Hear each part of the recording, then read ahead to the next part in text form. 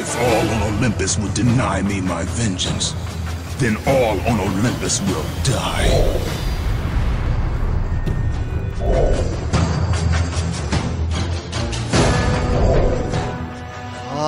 How does it feel to have God of War 3 finished? It feels really, really good.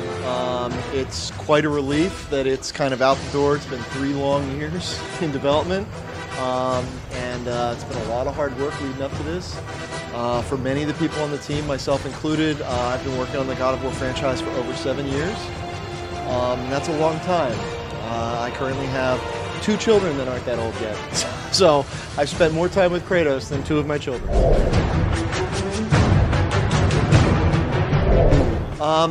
I would say, you know what, I would say it was, production on God of War 3 was just as difficult as God of War 2, maybe a little harder. You know, we're moving on to a new platform, PlayStation 3. It's the first PlayStation 3 game the Santa Monica studio has made. So it was quite challenging. It was harder in different ways. The technology we had a lot more capabilities using the PlayStation 3 than we did on the PlayStation 2. And we always set ourselves up for kind of biting off more than we can chew and trying to do more than we think possible. So we definitely had our work cut out for us at some point. Death is my calling. Well, I think one of the best things with the tech that we've developed at Santa Monica is the tech group, and the tech that they've created has been very evolutionary and very iterative. God of War 2 was built on the same engine that God of War 1 was made on. God of War 3 was actually built on the same engine that God of War 2 was made on. The initial thing that our tech department did was they transported the God of War 2 engine onto the PS3, and it was up and running within a couple weeks, couple months. So we were able to basically, as soon as the team was ready from God of War 2, they started on working on the PlayStation 3 using familiar tools, familiar tool set, familiar engine, because they were using the PS2 engine. They started building, we started making levels, we started designing the game. And then our code department, over the course of development of God of War 3, gradually pulled and upgraded all the PS2 parts. So working with them, integrating with them, going, okay, these are the things we're going to change on the engine. We're going to put a whole new particle system in. We're going to put a whole new render engine in. We're going to put a whole new collision system in.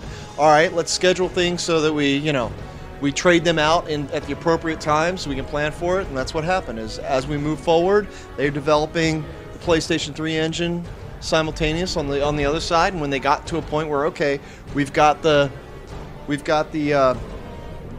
particle engine finished, they pulled the old particle system out, put the new one in. Not quite that simple, but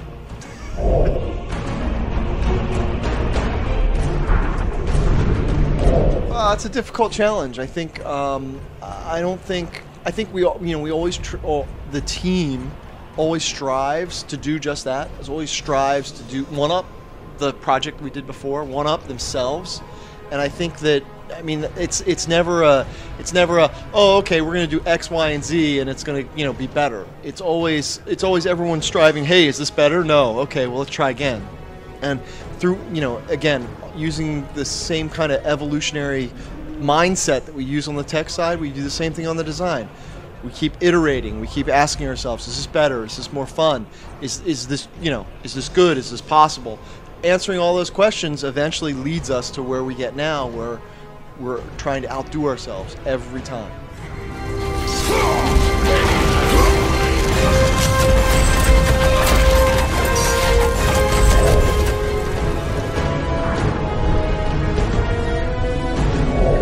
So in God of War 2, I know we thought about doing Titans, but we weren't able to do the skin collision, so that's the biggest one.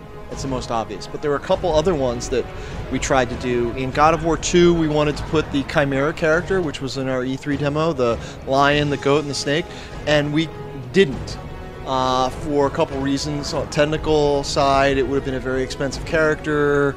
We didn't want to make it another mini-boss, those kinds of things on PlayStation 2. But when we got to PlayStation 3 and we're digging through our character sheets, hey, this would make a great addition to our monster set. Let's bring this one in, and hey, we can afford to do this now, and it doesn't, require us to, it's not so expensive that we have to only do it. We can do it with Titans in the background, all this other craziness going on. And then, another example is character Helios.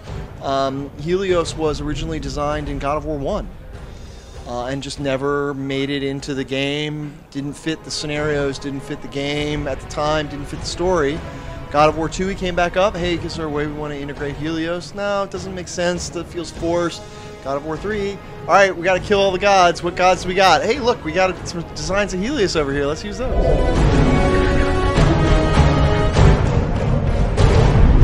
I think the future for God of War and Kratos is it's kind of endless. The studio itself is really gonna take it takes a franchise very seriously, and we really want to make sure that the next installment of Kratos, when and if it happens, is done right. It's done with the proper care and the proper consideration to not only the fans but the people making the game. And that it's the best it can be. So I can say this: we're not going to rush one out. We're going to make it done. We're going to make it right, and we're going to make it the best it can be.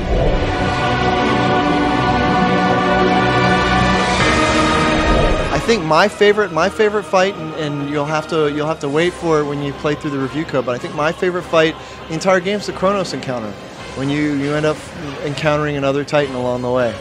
It's just an amazing spectacle, and the people that did the work on it did an amazing job.